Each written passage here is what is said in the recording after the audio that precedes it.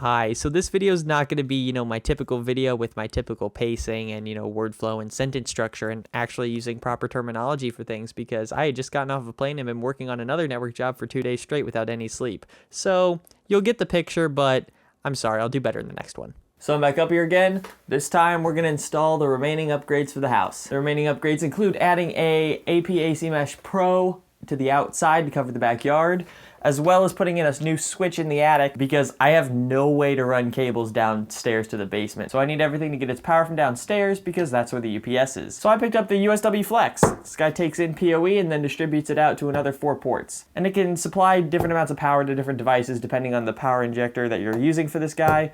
But I'm just gonna have it powered off of the switch, and so it should be fine for our access points. The access points being their current LR access point upstairs and an AP/AC Mesh Pro. And this guy only outputs 802.3AF PoE, and this guy only takes 24 volt passive, so we got this little piece of rat poop. This guy takes 802.3AF and turns it into 24 volt passive. So let's get this all cabled and configured. So I have our stuff right now plugged into the port where the LR was, and I've reconfigured this port to use 802.3AF instead of 24 volt passive because this port we're gonna splice into in the attic area and put our switch in there. So right now everything comes over here. Got everything all cabled up. We have our Flex switch. We have our ACM Pro, which I adopted in Unifi. I adopted this in Unifi, and this guy was already in Unifi. And the reason the lights are off on these guys is because that's what the site setting is. So this guy's giving power to the access point. This guy's just pulling power directly from the switch with no conversion needed. And this way everything can remain powered from down in the basement. We still have management, so we could turn off one of these ports if we need to reboot a single device. And we are sitting at, of our 16 watt power budget, we are sitting at using about 7. So this should be perfectly fine. Okay, so we're up here in the attic. All the wires come in just right on the other side of this unit thing here. And then the radio bringing the internet into their house is on the other side of the attic over there. So we have the cable that goes to the access point, the LR access point over there. I'm going to cut this cable right here, terminate it to the switch right here. I'm going to mount that up to the wall there. And then I'm going to extend this cable just because this cable is very tight right now and I want to give them some slack. So I'm going to get started with that stuff. Hi, Editing Jack here. Yeah, this is where plans go wrong. Okay, so we were operating over here. Turns out that line was not a data line, it was a voice line that's unused. So I cut it, found where it came out in the basement, brought it over here, terminated it, and now I'm going to run a outdoor cable along here through that hole and find some effective way to mount the AP/AC mesh. Except for that there's a wasp that I really don't want to disturb, so I'm gonna try and stay out of his way.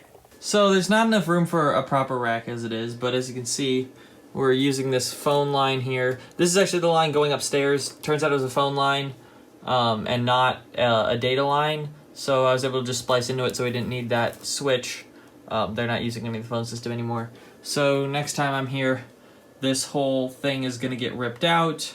There's gonna be a proper patch panel put in place. Although that's gonna suck because I'm gonna have to extend all of these cables manually and then do a rack, because now that I've got the full permission to rip out the phone system, now I will have enough room to do a rack. So I mounted the AP/AC Pro, and for all of you saying that these radios are going to cause interference, they do not. I have tested it. They don't interfere with each other. They're on completely different frequencies and different bands. And this, I was running frequency analyzer and stuff on this guy before I plugged it in, before I plugged that guy in.